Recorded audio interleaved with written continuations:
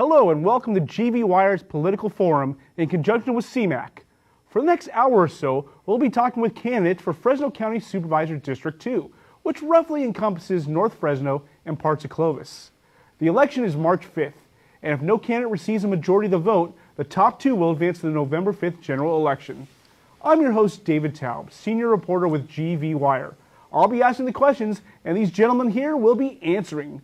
There are no time limits, but I do ask that you keep responses relevant to the answers so we can move things along and talk about as much as possible in the next hour. And I also ask that just the one rule I have, you don't talk over each other, because that does no good for nobody.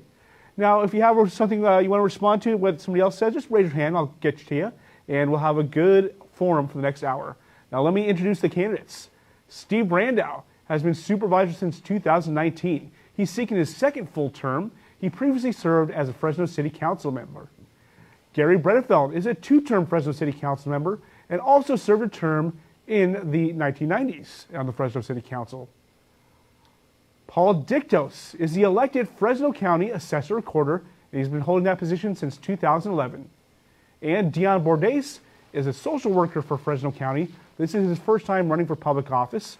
All candidates have been invited. We have 4 here, and I'm very appreciative. And let's get right into it. We'll start with the supervisor. Listen, the relationship between the city and county has been contentious, to say the least. We've heard a lot of sniping on both sides from elected leaders and others. How would you assess the relationship between the city and county? You know, it's certainly a lot of room for improvement.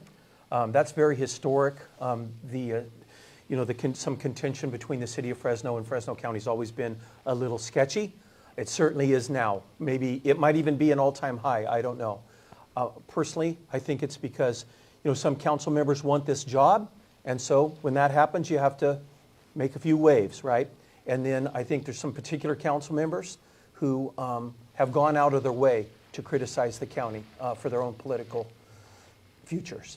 All right, Councilman Bredefeld, you're one of those city council members who want this job. You're on the other side of the fence. How do you see the city-county? First of all, I'm a 3-term council member, not 2.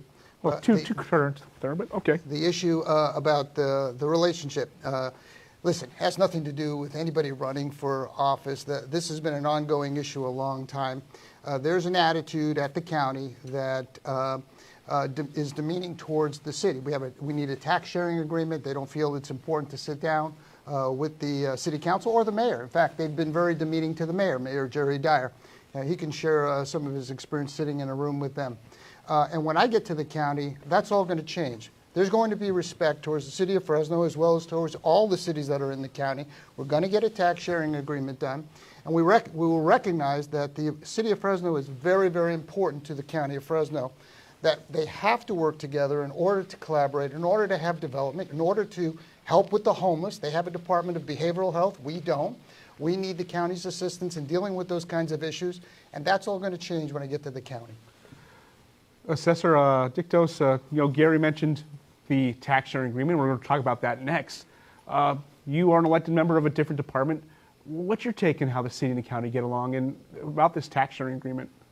I'm a peacemaker. I like both the board and I like both the city council members. I don't want people to fight. The tax sharing agreement is an issue that has been there for a long time. And I discussed that in my interview with the Chamber of Commerce.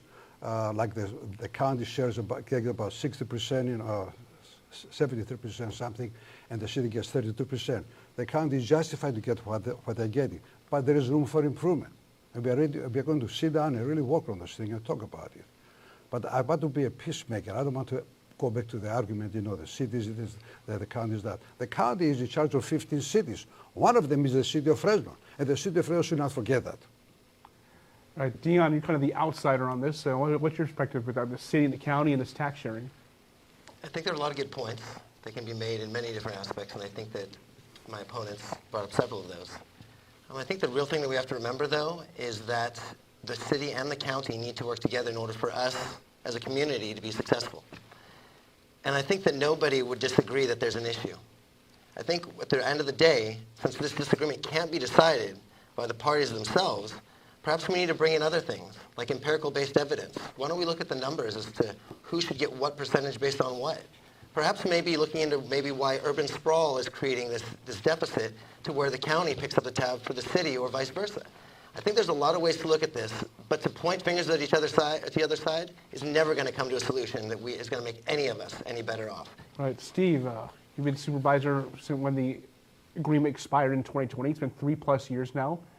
From your perspective, how come there's been no agreement? Why is this taking so long? Well, so we have to go back and revisit that. So there's been a lot of comments already made, in this introductory remarks. So the truth is, the city of Fresno was not interested in continuing the tax sharing agreement. They took a political stand and withdrew. Okay, different council members there at the time. Some of them were the same, right? But the city of Fresno withdrew from that agreement, and they had their reasons to do it, right? And to Dion's point, both sides have their numbers, and there's a debate going on about the validity of those numbers. But nobody's just throwing things up in the air. Both sides have documentation where they feel that proves their side. So the city of Fresno withdrew. They played a political stunt on the county. They thought the development community was going to side with the city. Unfortunately, the development community sided with Fresno County, and we've been a bind ever since. We didn't start the fight, but it's ongoing. And by the way, I have had conversations with council members. I've had conversations with the mayor. At no time was I ever disrespectful. I just want to get that out there, right? So now there are certainly disagreements on what portions, what percentages should be taken in by the county and taken in by the city. I had to withdraw from that, from reaching out to council members and the mayor, because now we have 2 supervisors who we authorized to go to the city on our behalf and hold those conversations, and that's Supervisor Mendez and Supervisor Pacheco. So the way it works, I'm not involved in those conversations directly, but certainly when it comes to me, I am personally very open and always been very open in resolving the tax sharing agreement, and in the time frame until we can resolve it permanently, to do one-off annexations for the city of Fresno. So, Councilman, is that acceptable? Just keep on doing one-offs? I mean, what are the real-world consequences of not having this tax sharing arrangement? Not having growth, not having the development take place that we need to have. You look at Madera, and they're growing by leaps and bounds. They're building their property tax base and sales tax base. It has a tremendous adverse impact on Fresno County and the city of Fresno. And for some reason, when council members who have been on the city council go to the county, something changes, and they forget the importance of the city of Fresno. I can assure you of this. He is right. They have their numbers. We have our numbers. When I go to the county, we are going to have a tax sharing agreement. We will sit down with the city of Fresno, and it will happen. The good old boy club that exists at the county, where they just march in the same place and they ignore the city of Fresno, is going to change, and we're going to respect the city of Fresno along with all the cities in the county and make sure that the needs that they have are going to be dealt with. So there will be a tax sharing agreement. There's going to be a need to be a change at the Board of Supervisors for that to happen, and that's coming March 5th. And Assessor Dictos, I mean, you call yourself a peacemaker. How do you solve peace? As a professional accountant, I have seen these two bodies fight. As a result, we have had no tax sharing agreement. We had no general plan. The general plan has not been signed yet. For 20 years, they're still working on it. And we have lost a lot of jobs to the surrounding counties. Why? Because we do not have industrial land. So a lot of companies went to the surrounding counties, and we lost thousands of jobs. And this cannot continue. We got to resolve this. And now they are still working on the general plan, and they are hoping to get into the tax sharing agreement sometime later on. The numbers are there. We have lost thousands of jobs to the surrounding counties. As a result, people cannot afford to buy houses. Jobs are not here. There's no income coming in. All right, you mentioned warehouses, industrial parks. That's been another point of contention of just getting these built, not only between the city and the county, but with environmental justice groups and lawsuits. So I'll start with you, Councilman, on this one. From the county perspective, how do you get these industrial parks built, and how do you get around the legal entanglements that are surely going to be there? Even Attorney General Rob Bonta has intervened. And how far are you willing to go in court to get these industrial parks built? Well, you're right. We have environmental justice warriors that sue the city of Fresno, impeding the development that we need to have happen. It's an ongoing situation. They do have the Attorney General, who's also sided with them. That has impeded the ability to create these industrial parks, and we need industrial parks, just like we need residential development, just like we need a tax sharing agreement. And so these are the battles that we have, and you have to stand up. If you don't stand up, we're not going to get this industrial development to take place. At the same time, you also have to be sensitive to the impacts of these developments. And I always am, always will be.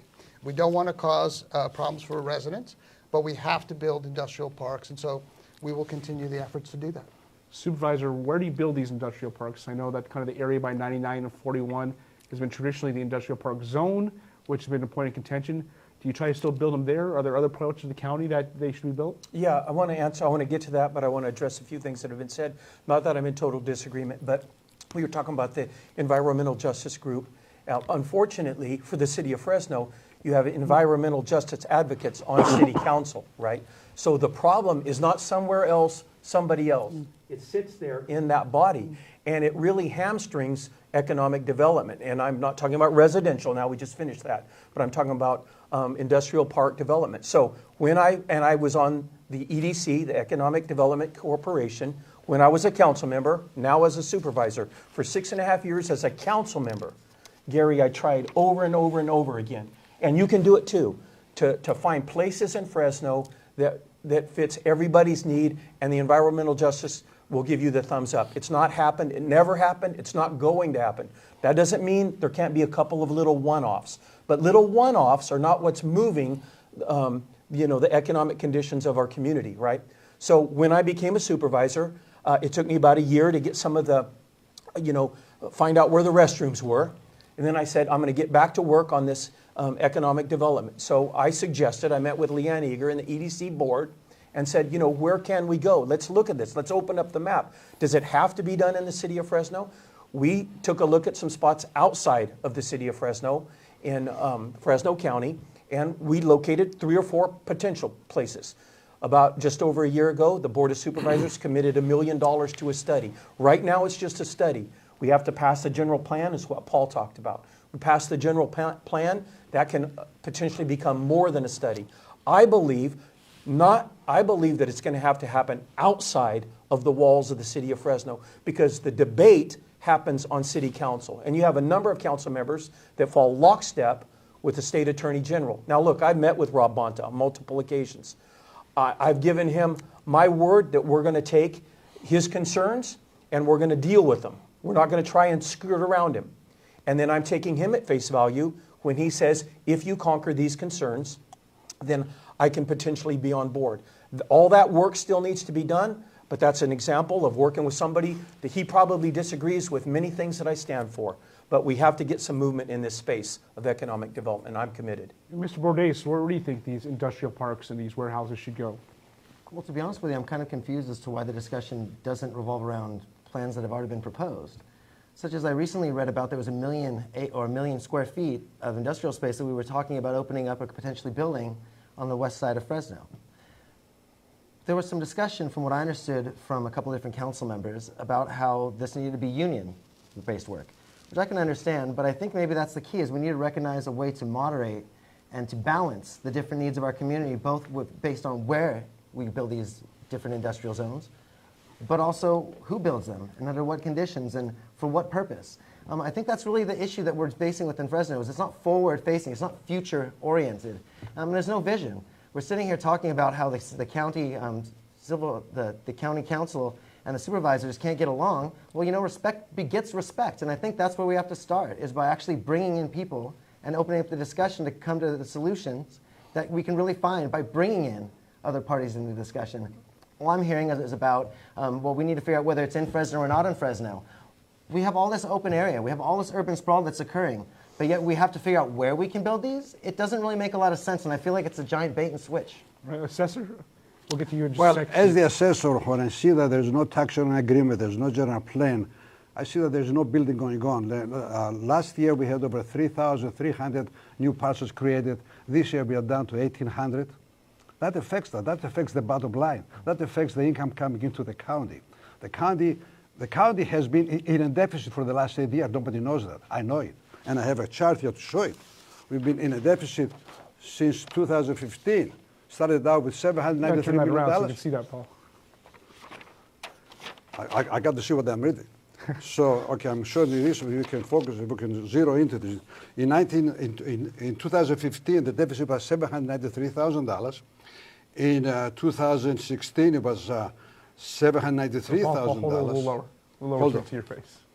And in 2017, it was $939 million. That's what guess about $1 billion. When I see those numbers going down, I'm worried as an accountant, as a professional accountant. And it came down to 370. It goes all the way to 2022. Tomorrow, the Board of Supervisors will receive the CAFR, the financial statement for this year. If these losses continue, I'm going to ask Mr. Brandout, what do you plan to do to fix it? This cannot continue. All right, so Steve. Okay, so here's where I want to go with that. I want to address some of Dion's statements, right? So he's located a million square foot location inside the city of Fresno. Let me tell you, the county, Fresno County, is not in the way, Dion, of the city of Fresno pulling that off. We would be very supportive. And there are locations where by the way, 1 million square feet's not enough to move the needle, okay? So we're looking at an area that's 3,900 acres, okay? So I just wanted you to know, in all things being equal, Fresno County's fine with City of Fresno developing it, but you're going to find out what you've already found out, Dion. You've never even served there, but you're very observant that the City of Fresno can't pull it off, and you even mentioned it's on council. The debate is on council. The people can't get their act together, even when it comes to jobs that would benefit the community. So my opinion is, after serving on the city council for 6.5 years, coming to the board, I think it's going to have to go in unincorporated Fresno County. The plan as presented to us, after spending $1 million, is potentially 40,000 jobs. Now, it'll take 12 years to build out. It's not an overnight deal, but at the Board of Supervisors, we're committed. All right, and Councilman, no matter what you build, whether it's industrial, residential, retail, you need water. Does the county have enough water to build all these projects? Well, I think that water obviously is vital to everyone in the city of Fresno, of course. We have our surface water treatment plants, and we've provided and planned for that for a long time. Now, there have been developments in the county where there hasn't been enough water. When you move out towards the Brighton Crest area, there's been all kinds of issues with water. I'm a person who always has believed in orderly growth, not leapfrog development, because of the very things that you're talking about, number one. And number two, you can't always provide the services if you jump and leapfrog. So water is always going to be a continual issue, an important issue for farming, agriculture, and of course development. Dion, are you satisfied that the water sources for development is out there? In all reality, I've heard many different things from individual citizens and in different areas of our community, and the water table is lowering. We like to pretend that these are all future issues, but the reality is that that's why we have people in place. That's why we have leadership, is to not wait till there's the issue, but to actually lead by example and with vision. And I hear this talk about how we've done this study and how we've decided, we figured out the plan. Well, how long does that plan take? How many years do you need to succeed and to actually create this and effectuate this change that you keep talking about? And I think that that's exactly what the reasoning behind you finding so many different candidates running opposed this year is, because there is a dissatisfaction within our electorate for the jobs that our politicians are doing. And I think that that can be shown just in the fact that we're talking about things like the water table. It should look good. It is good. But, we're not talking about, well, then why are the costs of our water services going up in the next few years? Why is our trash going up? We talk about how we've got everything, everything is going great, but like Mr. Dictos was saying, we have a $4.8 billion budget with 7,000 employees with 1,400 vacancies. That's 20% almost. And yet we're talking about bringing 40,000 jobs to the valley, whereas right now we have triple digit in some places within the county of people not being able to retain their jobs and losing out on people. That means we're losing more people every year than actually come in. If we were to stop that today, it would take up to 3 years for us to completely remove all those vacancies with the county's positions. But yet we're going to somehow find 40,000 people to man these industrial positions. I think we're living in the clouds, and I think we need to come back down to reality, because the only way we're going to create actual change is by utilizing the tools that we have available and the resources, rather than thinking that we can make it sound good. Assessor, is there enough water for everybody, including the farmers? And you might know this the most. Is there any risk of farm property values declining? All I know is, David, I talked to one of the water lawyers at the local law firm, and they told me, Paul, never move out of Fresno. There's plenty of water in Fresno because we are surrounded by mountains, and the water is really coming down. We have plenty of water underneath. And I don't know this game that they're playing. There's no budget. Yes, sometimes the budget table goes down, but thankfully we got range because snow goes down. But the reason we have leapfrog building, development is because we do not have a tax sharing agreement. Back to that.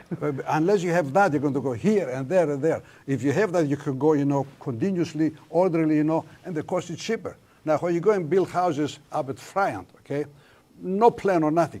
Now the county has to spend $30–40 million to widen the street. I mean, they should have thought about it when they went there. Who is going to pay for the street? So that's what happens when you don't have a tax sharing agreement. There's no order, there's no plan. Anything, when you start talking about leapfrog development and what's happening in Madera County, that pre-exists the tax sharing problem by about a decade. Okay, Riverstone was already in the ground before the city of Fresno pulled out of the tax sharing agreement. Rio Vista was already in the ground before the city of Fresno pulled out of the tax sharing agreement. You're going to see, if you believe in this leapfrog development, when the city of Fresno makes it so difficult to do business and construct homes and businesses inside the city, you're going to see people fly to areas that open their arms and welcome. That's why people are crossing the river. They're building thousands of new homes in Riverstone. It's got nothing to do with the tax sharing agreement. It's got to do everything with how onerous the city of Fresno has made it to develop. And there are issues, but there's issues in these other counties. Madera County has water issues. Fresno County will have some water issues, but when it comes to the industrial development, the study area that we've been talking about, that area has water. Now, I think one of the interesting storylines of this election is Supervisor Brandow, Councilman Bredefeld. I think you guys were friends before. You guys have similar political views, similar political theories, yet you're running against each other, and it's been contentious among you. Your public comments, and even sometimes your private comments have been a little contentious. So, Councilman Bredefeld, let's start with you. What motivated you to run for an incumbent, somebody who used to be your friend, or maybe still is your friend? Well, I had several options. I'm termed out on the city council, and I had a determination: do I want to continue to serve? Do I want to leave public life? I decided that I still have a passion for serving people. I've been serving people my whole life as a clinical psychologist for some 35 years, 27 years helping veterans at the VA hospital. I'm a veteran as well, and 11 years now serving on the city council. I had a choice to run for an empty seat up at the assembly, a current Assemblyman Patterson seat. The fact is, I've been married for 40 years. I love my wife, and I want to continue to see her. And having served, if you serve in the assembly, you have to be up there for 8 months. I wasn't willing to do that. And I decided I still want to serve, and so I want to be local. This is my home. This is where I've been. I talked with Supervisor Brandow, and I had to think long and hard about it, and I decided I want to stay here. And so I decided to run for supervisor. Now, the fact is, none of these seats belong to us. His seat doesn't belong to him because his rear end is sitting in it, and my seat doesn't belong because I'm sitting in it. We have to earn it. You have to go before the voters, and you have to prove to them that you deserve that seat. And based on my record, I think we're going to be successful. And he has an opportunity to decide, just like I did. Does he run for that seat? Does he run for my seat? Does he run for the assembly? We'll all have that choice. And so when I prayed about it, sat down with my family, and I decided I still want to serve. I want to serve local, and that's why I made the decision to run for supervisor. So Supervisor, you and your colleague here, you represent nearly the same area. You're both familiar names there, and like I said, you have similar political views. So how do you tell those people, your constituents, what's the difference between you and the councilman? Oh, well, there's a dramatic difference between me and the councilman. And it's not in the way the votes are getting taken. My guess is if at the end of our careers, if you tallied up all of our votes where we voted on the same things, you would see a lot of similarity, both strong conservatives, right? It's the difference in the man. It's the difference in the type of person. If it's a difference in being able to talk to people. You know, Gary often calls the Board of Supervisors the good old boys club. And I think he mistakes the fact that we don't argue with each other and sue each other and call each other names like they do at Fresno City Council. He mistakes that we're all walking in a homogeneous group. That's not true. I passed a Parents Matter Act late last year. The vote was 3-2. But the people who were dramatically differed from me on the viewpoint, they didn't call me a bunch of names. And some people can sit back and go, oh my gosh, they just all walk in lockstep. Couldn't be further from the truth. But I think Councilman Bredefeld mistakes that that we're all the good old boys club. We think the same, we look the same and all that. It's not true. So it really comes down to the difference of the man, being able to talk with people, work from people on the opposite side of the aisle, work with people like Rob Bonta, who Rob and I probably have wildly different viewpoints of what should be happening in the state of California. But I'm going to work with him and commit with him so that I can get this industrial park built. Councilman, what do you say? Yeah, I say there's a big difference, and here's the difference. It is a good old boy club because they passed a $5 billion budget in 15 minutes in one public hearing, no public comment. It's all worked out behind the back room. During the dangerous COVID Reedley lab, all of them hit it for 8 months. They're all in lockstep. They all knew at different times, supposedly. So that's why it's a good old boy club. And I'm different than him because I'm a guy who stands up and fights for the constituents that I represent. And sometimes it's contentious, but I don't apologize for it. I'm always going to stand up. When I see things that are wrong at the city council, I stand up and fight for it. When I see council members misusing credit cards and using the slush funds, I call a press conference and call it out. I'm always going to do that, and I'm going to bring the same fight to the county. And yes, it is a good old boy club, and I've just given you 2 examples of how that goes on. And after 5 years, not only does it become a good old boy club, they vest and it becomes a retirement club for them. That's all going to change come March 5th. And that's why they all don't want me there. That's why they sued me not to transfer money to make sure I don't come there, because I'm going to disrupt the good old boy club. Now there's going to be a guy who comes in there and represents the people and stands up and fights for them, and I'm going to continue to do it, and I'm going to bring the same fight to the county. And if they want to work with me and I want to work with them, we'll work together. But when I see this kind of stuff, hiding Chinese labs, working deals out on a $5 billion budget when the city of Fresno spends a month going through their budget, things are going to be changing when I go to the county, and they know it. Mr. Bordes, real quickly, your perspective. I have my unique perspective, an individual perspective, but I'm wondering what Bredefeld finds the difference between the fact that the ACLU is suing the Fresno City Council for doing their budget behind closed doors, and how that's different from what he's claiming is going on in the Board of County Supervisors. No, I agree with that. That shouldn't have been happening. What action did you take? I'm sorry? What action did you take to change that? The subcommittee has been disbanded, and we're addressing it. That's the action. Now, I didn't serve on that subcommittee, so I wasn't part of that. Do you have the power to change it? It's been changed. It's been disbanded. And it shouldn't have been going on. But honestly, I think those folks did not think they were doing anything wrong or violating the Brown Act. They were moving forward and working the process through. But I think it was done incorrectly. I think people have acknowledged it. That's why it's been disbanded. And so when something like that happens, it needs to be open and transparent, and it needs to be recognized, and it has been, and that's why it's going to change. And that is not exactly what happened with a Chinese lab for 9 months at the county. All right, I'm glad you brought that up. So let's move on to the Chinese lab. Assessor, I want to get your thoughts.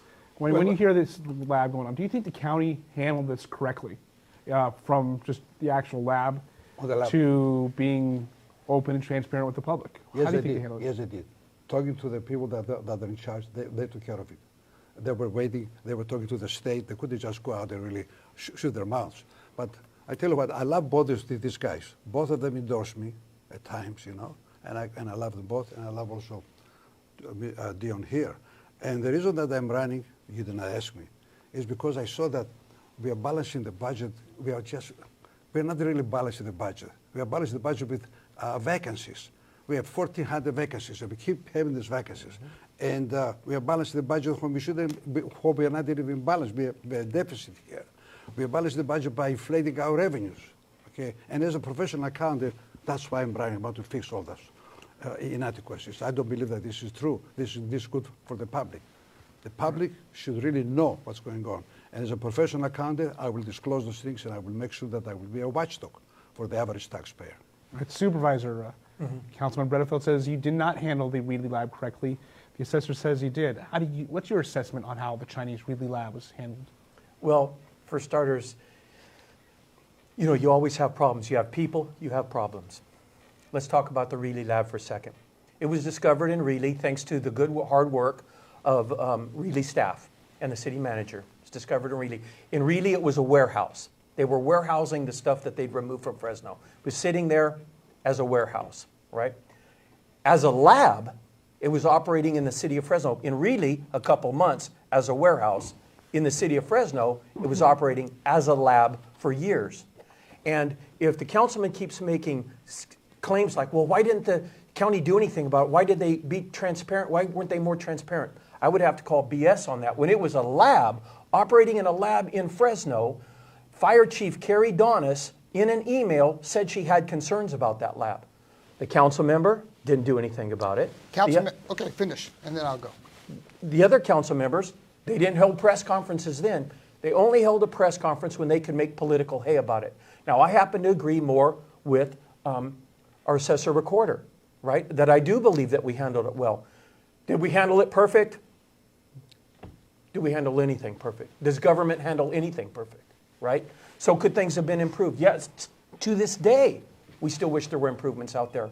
But from when we got the phone call, we got engaged, public health went out there, found out there was no imminent crisis, called in state partners, called in federal partners, and started the process of evaluating what was going on the scene and diminishing any threat, and then also beginning the process of cleanup.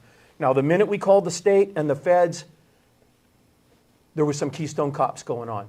They would say one thing, we would want to do another. We would want to get in there aggressively. They would say, hold back, okay?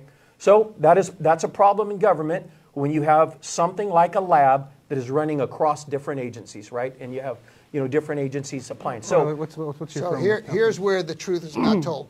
Carrie Donis was aware of it. The problem was Carrie Donis never told up the chain about it. So the city manager never knew, the mayor never knew, Gary Bredefeld was never told, no city councilman was ever told, but these guys were told. The elected officials were told at the county, and if I had been told about something like that going on, you damn right I would have let the public know about it. And I would have contacted, the Reedley officials did the right thing. They contacted the right officials. The county officials did not tell the public. In fact, in April, 4 months after they were made aware of it, they came up with a press conference in case the public found out about it. Here's what we'll say. Of course, the public didn't find out about it until July. And that's when I found out about it, and that's when I went to the public and said, the public has a right to know what's going on with a Chinese COVID lab that we now find out was experimenting with Ebola. Steve said it was a safe thing. It was all safe. And not only that, he called the people who were concerned about it, who shared my concern, sycophants. Well, that's pretty disgraceful. And so the elected officials at the city did not know about this lab. The county officials did, and they hid it from the public. But Supervisor, let's just button this up right now. You responded to that, and the question is, when did you learn about it, and did you feel a need to go to the public with it, to let the public know? Okay, it's a great question. So I found out about it when many other people found out about it and wrote a story on it, right? Do I wish that was different? Yeah. In hindsight, Monday morning quarterbacking's a very easy game to play. And that's why I said, was it done perfectly? Was anything in government ever done perfectly? My opinion, no. So from when we found out about it, now the departments were already engaged. Public health was already out there doing their thing, working with Nicole Ziba and the city manager of the city of Reedy. But so, there's a lot of hypocrisy going on here. Because if one of your claims is the county's not transparent, they passed their budget in 15 minutes, then why wasn't Carrie Donis' email come to Gary? Why didn't Carrie Donis' email come to the mayor? So, it should have. Exactly. It should have. Exactly. Exactly. My point, it right? Let's get on a These high are note elected to agree with here. So Yeah. let's move on. Assessor Recorder, Measure E will be on the March 5th ballot as well. It would raise the county sales tax 1/4% for Fresno State. Where do you stand on Measure E? I'm against it. Why? And we have enough taxes. This is one of the poorest counties in the United States. We keep loading the people up, loading the people up with another $1.4 billion, and the interest of that, it's going to be a huge amount. I have been against it from the very beginning. As a businessman, when you're running an operation, you have depreciation of this building. You have to provide for the replacement of the building. You have to provide for the maintenance. So when management was running the operations of the state college all these years, they should have provided for the replacement of the buildings. They should provide for the maintenance. Now they have a deferred maintenance, and they say, "Oh, we cannot handle it." That's mismanagement. This is basically a wrong way of. In fact, I call it scandalous, an accounting scandal. Not to put aside money. We all put aside money for our homes. If you have a home, you want to put money aside just in case the air conditioner goes off. You want to be ready in the summertime. All right, so you're on no on E. Mr. Bordes, where are you on Measure E? You know, I think Measure E is a great example of the disconnect that we have between what we actually need and what we get. In reality, it seems like a great option. You know, we can raise taxes a little bit, and I actually prefer it compared to bond measures. I think that bond measures just place higher burdens on the future. But when I look at this, I definitely agree with Mr. Dictos. I think that this comes down to the fact that we lack foresight in many different forms of government. And, you know, we can say that, you know, whether we should pass the measure itself and whether or not it's a good thing, but I think it speaks to the real issue at hand and that we treat the symptoms rather than the issues. And so when it comes to this issue and the tax itself, I actually do believe that it can be a benefit. When I compare it to bond measures, I think it has way more value. When it comes to whether or not I've made my decision on whether I think it's the best choice or whether it's okay. there's better Yes or no? Where are you on Measure E? At this time, my vote would be no, but that's also because I believe, just like Mr. Dictos, that I think we already have the system in place to generate revenue, and it's about when we do need things to make sure that we utilize the resources we have in an effective and efficient way to get the outcome we're looking for. Councilman. I'm opposed to Measure E, and I'm opposed to most taxes that come before me. I think we are overtaxed, we're overregulated. This state is one of the worst in the country in terms of taxation. We need to be reducing taxes, not adding to the tax burden, so I'm opposed to it. Supervisor? Yeah, as a strong conservative and somebody that came from the Tea Party, remember, T in Tea Party stands for tax enough already. And although I feel like the university system has been left in the rearview mirror by the state of California, and I agree that there needs to be upgrades at our university system, I'm certainly not supporting Measure E. I've mentioned it on GB Wire multiple times. I've mentioned it on Power Talk KMJ. I've made that view very public. At the same time, it's going to be on the ballot. It's going to be on the ballot in March, and the citizens are going to have to decide. All right, Assessor. Yes. You, Councilman, Supervisor, you all served, you were elected officials during the pandemic.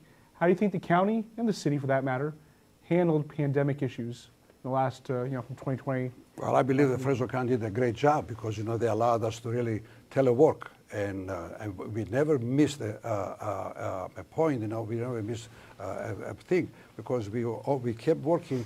And I personally came to the office once a day for an hour or two, but everybody who was not there, was really teleworking. The production has gone up. We were able to close the tax roll.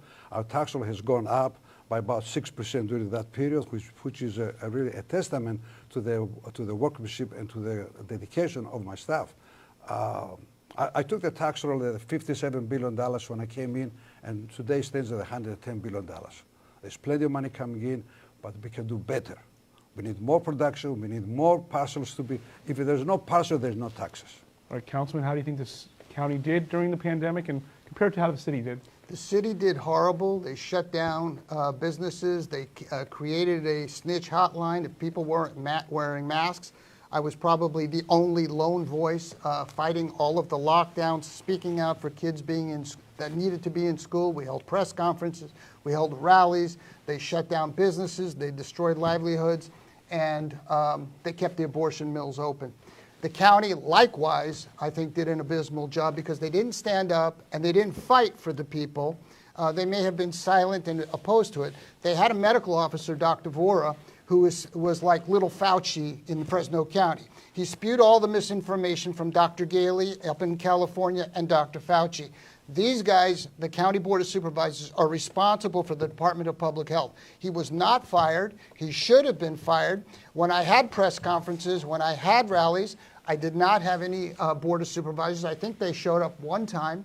And I shared with the supervisor that this is a moment in time where we're witnessing tyranny, we're witnessing authoritarianism, and you need to stand up. And it was really, at that time, they should have sued the state like other counties did to keep businesses open, because what they did was unconstitutional, destroyed people's businesses, destroyed their lives, destroyed kids for 2 years, and the county needed to have a strong position.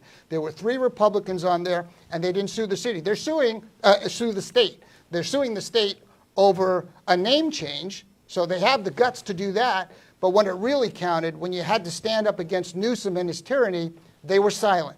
When you had Dr. Vora spouting terrible things that were destructive to people. He should have been fired and reined in. He was not. Supervisor, a lot to respond to. Yeah, yeah. And most of it's hyperbole, right? Especially in light of your question, comparing the city versus the county. Gary's already admitted that the city did a horrible job. Terrible. Terrible, right? And maybe if Gary had was not constantly calling his council members names and suing them and badgering them, maybe he could have got a little bit of his way on that, but it didn't happen. Wouldn't happen. In regards to the whole COVID situation, look, it was a crisis, and a lot of people were fearful for their lives. My dad went in the hospital. I was afraid I was going to lose my dad. Now here's the deal. I never got vaccinated. I didn't believe that that was the right thing for me to do, but many members of our community wanted to get vaccinated. We made it available to them. Did we follow in lockstep with Newsom? No. Did we follow in lockstep with Dr. Vora? No. These guys all talked. They all talk. The county never enforced any of the stuff that the city of Fresno did enforce. We were under an emergency declaration, but we didn't go out hunting for problems. We were under an emergency declaration, but we didn't shut down business. The city of Fresno can't claim any of that, okay? So, you have to go back to that time. I personally spoke, and Gary actually knows this. We were there together. I spoke at 3 public rallies. One in front of City Hall, one at a business in North Fresno, one at a second business. Just last week, I did a ribbon cutting for a business that called me in tears 3 years ago saying we're not going to survive. I jumped in and helped them survive. And so we did a lot of great stuff during COVID. Now, I was not one of the followers of COVID. When the county of Fresno said, we're going to sue Emmanuel School to bring them into alignment, I stood up, did a press conference and said, I'm not for that. And you know what? We turned the tide. But here's the thing. The county sat back, listened to the governor, listened to the public health officials, heard them talk, and then we went out and said, we're not going to enforce any of this stuff. People want to get vaccinated, we're going to do it. We're going to make them available. If people want to report what's going on in their family, we'll make them available. Be as much help as we could to all of the citizens of Fresno County that hold different viewpoints about COVID. I myself was never caught up in the COVID scene. I haven't been vaccinated to this day, and I think now there's a lot of people that think, I wish that's the direction I would have chosen. Councilman, a brief response, and we'll hear from Mr. Bordes. The county is responsible for the Department of Public Health, which is related to COVID. The point man was Dr. Vora. They did not rein this guy in who spewed the same falsehoods that Fauci was spewing. That's a dereliction of duty. Kids were locked out of school for 2 years. There's one school he mentioned, Emmanuel, and they were terrific because they stood up for themselves. We needed leaders who were going to stand up for Fresno Unified Kids and Clovis Unified Kids. These guys were AWOL. I was standing there fighting with former Mayor Alan Autry and others saying the kids need to be in school. I have a PhD, but you didn't need a PhD to understand this was going to destroy kids. And the drug abuse went up, mental health issues went up, and they're still struggling today. Dereliction of duty. It's not enough to just sit on your hands and say, we're okay, we're not shutting a business down. You have to fight for your constituents. They didn't, I did. All right, Mr. Bordes, did the county get it right during the pandemic? I think hindsight, we all recognize is 20/20. And we can point the finger at things that were done right and things that were done wrong. But I think there's a couple things we need to look at and take from this. One is that you saw exactly what the people that were elected did and whether it was right or wrong and whether you think that they did the best job or what they should have done based on the information they had at the time. I think it's also important to note that we still have tens of millions of dollars in COVID-related funds still sitting, not being utilized. And I find it really interesting, as I've pointed out several different times, that we're having a discussion about semantics that happened years ago rather than the actual issues that are facing Fresno County today and perpetually in the future. And so I don't believe that we got it right, but I also don't think we got it wrong. What I do believe, though, is it's time to move forward and make Fresno a place where we can all succeed because it's our home, all of ours, not just the people that live in our districts. All right, Deanna, I'll start with you on this next one. Measure C is not going to be on the ballot this time around. It was on 2020, or the 2022 ballot. It failed. Measure C, of course, the sales tax for transportation issues. Did you support it, and where do you see Measure C going forward? Because it probably will be brought back again, maybe not this election cycle, but perhaps in 2026. What needs to change for it to pass, and do you believe it should pass? I think sometimes we think emotionally rather than logically. And when it comes to taxes, it's a really emotionally charged issue. But the only way that we serve our communities, the only way we get things done is by having those tax dollars to be able to do that. And we can pass bond measures that pass the buck and kick the can down the road. Right, but where are you on Measure C? Why do you think it failed, and what changes would it have to happen for it to succeed? As I was saying, I think the reason it failed comes down to the fact that we talk about things in an emotional context rather than a logical one, because all of us would agree that our roads need to be fixed and that we need to take our time to do so. In fact, Mr. Bredefeld recently sent out a flyer that indicated that over the last 6 years, since 2017, he's brought forth $15 million and made sure that was spent on your roads. But what I find interesting is we're talking about a funding measure for a ballot measure, but yet $15 million is only $2.5 million a year. So if we're only putting $2.5 million into our roads, how can we possibly believe that we don't need to find other sources to create the revenue to be able to do so? I drive down the streets every day in Fresno, and I can tell you that with the exclusion of certain districts, it is absolutely atrocious. And the only way we're going to fix that is by actually recognizing that it's an issue and not just saying, oh, well, it's a tax. Right, Councilman, Measure C, would you support it, and what changes would have to happen for you to support it? Here's what has to happen, okay? Number one is always the public safety issue. The second thing that people want, they want their streets fixed. And in the city of Fresno, there's about $1 billion with a B of deferred maintenance for roads. So Measure C, if it is to be approved, has to be the focus on streets. It was before on highways. We obviously needed to build our highway system. The number one thing is it has to be in the neighborhoods, has to fix roads all through Fresno County, all through the city of Fresno, all through the other cities. I'm walking streets that haven't been touched in 40 years, 4 decades, 3 decades.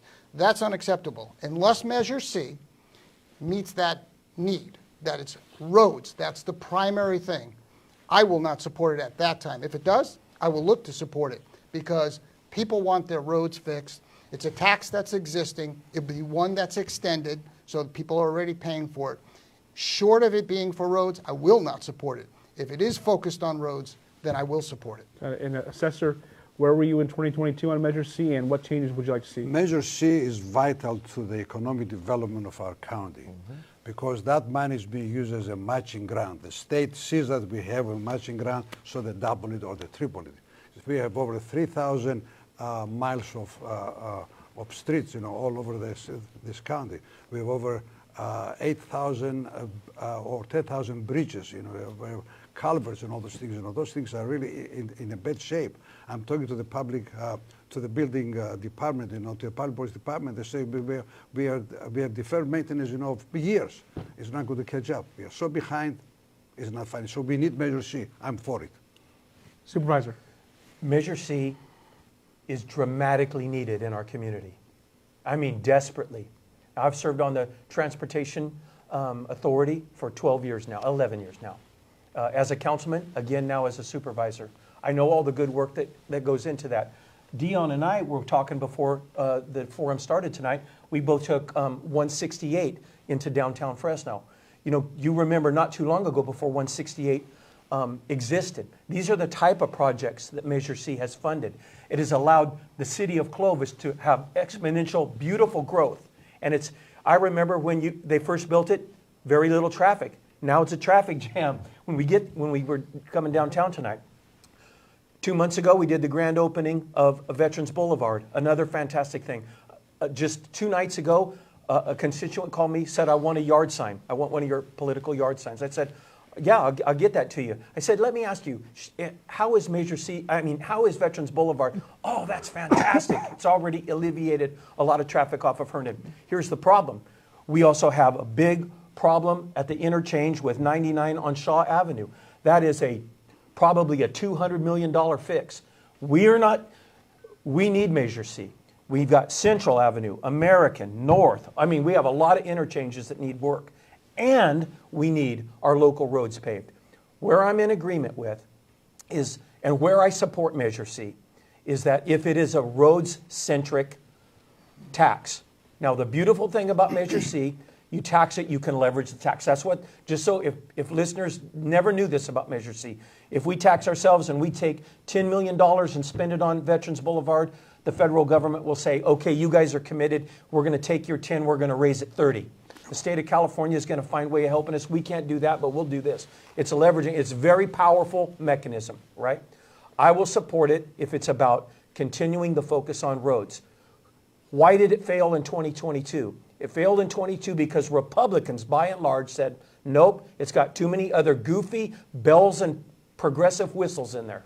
And so we're not going to support it. If you look at the post-tax survey, it was shot down in North Fresno. That's because a lot of people think, like me, it needs to be about roads. So if it comes, now here's the problem, David. They're still not talking to the Republicans. They're still talking to the progressives. How can we retool Measure C and, bring forth all these bells and whistles? Now, I'm not opposed, to just everything has to be all my way. You're just not going to get that in the world that we live in. But I think the focus needs to be about roads, potholes. There's a program that allows flexibility by agency. The city of Fresno can spend more of its percentage on roads if it wants to. And I'm fine with all of that kind of stuff. But it'd have to be about roads for me to even touch it. Unfortunately, that's not where the conversation's going, and I'm very worried about it myself. All right, we're going to pivot. Israel-Hamas, I think no matter how you're going to answer this one, it's going to be controversial. It's just such a contentious issue. We saw in the county, they passed a resolution supporting Israel shortly after the October 7th terrorist attacks. In the city of Fresno, there's a lot of pressure from groups that want a ceasefire resolution. Now, Assessor Dictos, will start with you, because when the Palestinian flag was raised in the ceremony at Eaton Plaza, you were there. You spoke a little bit. Why don't you tell us why you attended that? I was there as a peacemaker. I read Psalm 133 that only has 3 verses, and that Psalm talks about living together in harmony. And I read from the Holy Quran, chapter 3, verse 130, that says the very same thing. That's all I said as a peacemaker. Now, why should the county be bothered what's happening across the world? Why should we should be worried about the potholes we have in the street. We should be worried about the budget and not worried about something that should be done by the U.S. government. I have there's no reason that the city council should pass a resolution or the county should be involved. That's foreign policy. Are we going to make foreign policy here? Councilman, you've been very outspoken on this issue. What do you think of the county supporting Israel in one of their resolutions and the calls for a ceasefire?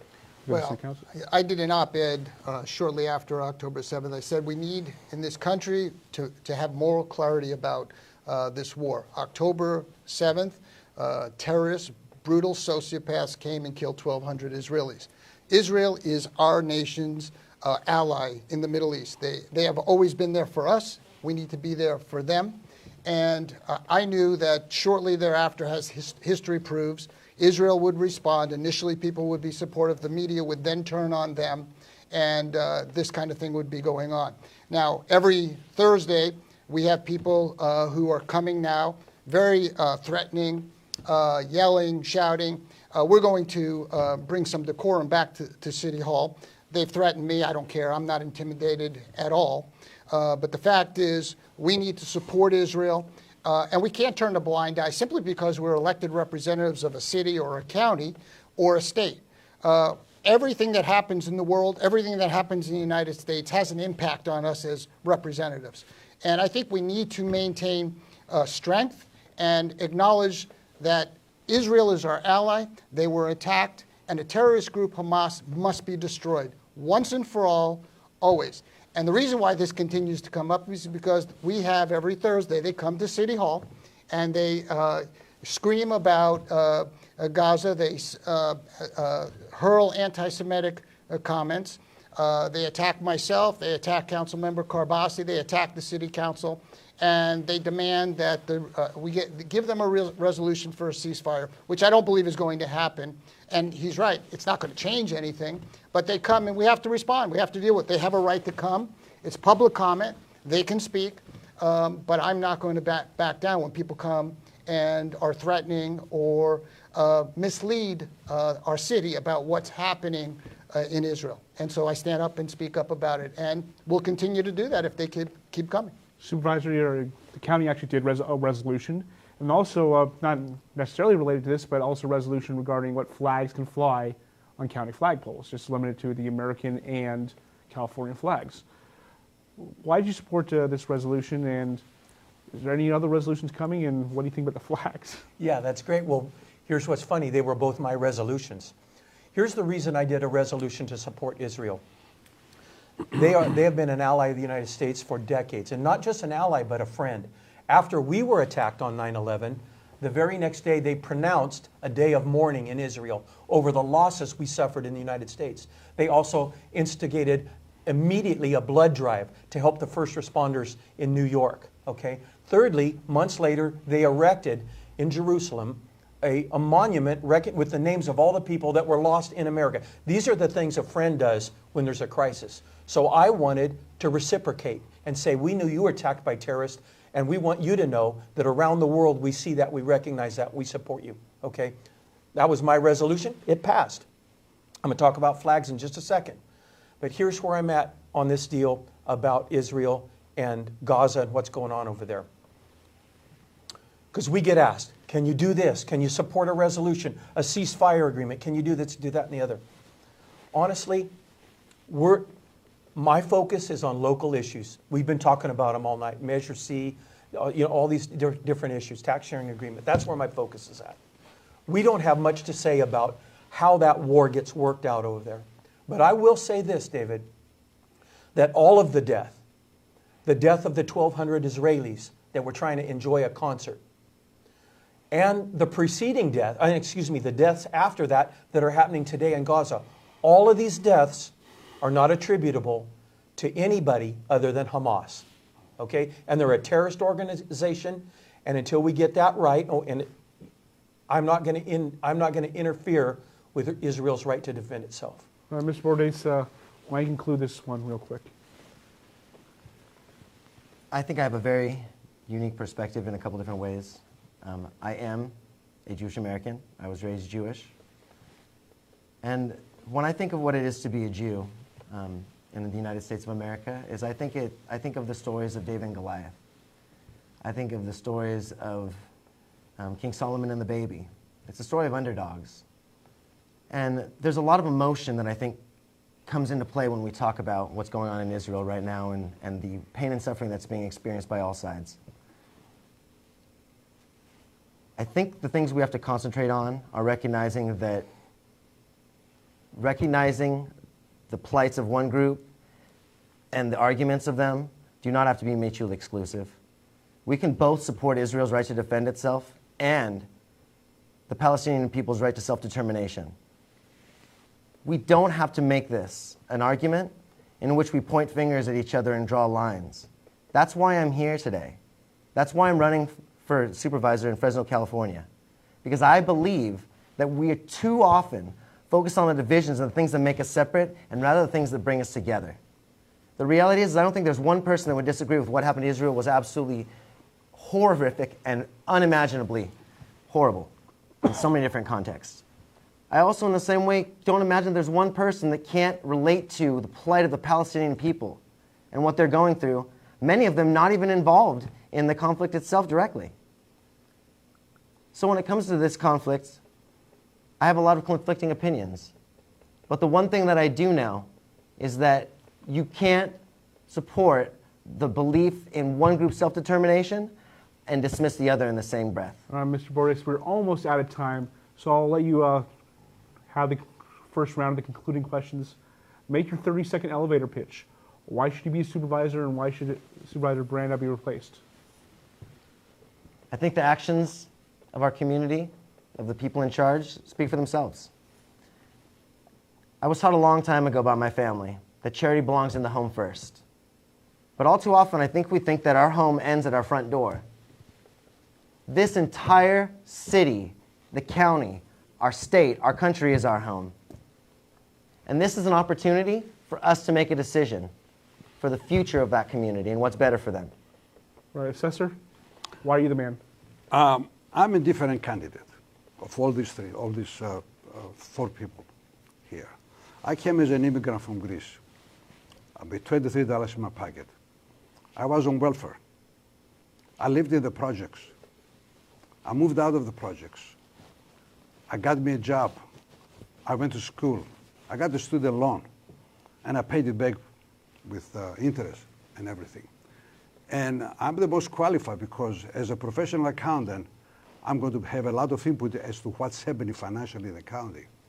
As a professional accountant, I'll be a watchdog over the budget. I'll be a watchdog over the expenses. I'll be a watchdog over the vacancies. You know, how can we say that we are balancing our budget when we have 1,400 vacancies? Right. Thank you, Councilman. Yeah, my life has been about service to people. For 27 years, I worked at the VA helping veterans. I'm a veteran. I also had a private practice as a clinical psychologist. Served the Navy for 3 years, the proudest accomplishment aside from my family.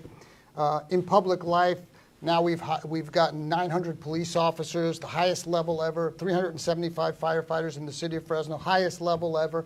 I focused on making our community safe, and the crime rates have shown they've been coming down. I've also been a very strong voice, unafraid to speak the truth that needs to be spoken, whether it's calling out corruption at the city of Fresno, which I've done, which, by the way, because I have, it has stopped, or pushing to enact legislation to improve businesses. And don't be misled. I've worked very well with my colleagues, but I call out the nonsense that needs to be called out. All right, sorry, we got to move on. We're almost done. But Supervisor, why don't you have the last word? Why should you remain in the job? Yeah, I'm the one voice up here that says the supervisor should not be replaced. And so I believe I've done a fantastic job for serving the citizens of North Fresno and now a little slice of Clovis for 11 years now. We've done a lot of great accomplishments. When I first came on board, here's an example. When I came on the Board of Supervisors, we had a reserve of $28 million. Now we have, 5 years later, we have a reserve of $80 million. These are all rainy day funds. When crisis hits, like a creek fire or a setback in the economy, we're going to be able to continue serving the residents of Fresno County. We do a lot of great things in Fresno County. We take care of poor people. We take care of old people. We take care of broken families. Does it all work out perfect? No, but we're in there working hard for our constituents, and I'm one of those. I'm proud to serve with my colleagues. We don't see eye to eye on everything, certainly, and I give examples of that throughout the evening. But we're doing a great job, and I certainly can't see why anybody in this community would want to replace somebody from the Fresno County Board of Supervisors from somebody with the current Fresno City Council. I mean, it's completely dysfunctional. All right, we are out of time. Thank you for joining us for this Fresno County Supervisor District 2 Forum. Thank you to the candidates. I think we had a great hour for participating. And thank you to CMAC for the studio space, the great talent to operating the cameras. Follow us online at gbwire.com. I'm David Taub. Goodbye. Thank you. Thank you. Just wait till we get the all clear.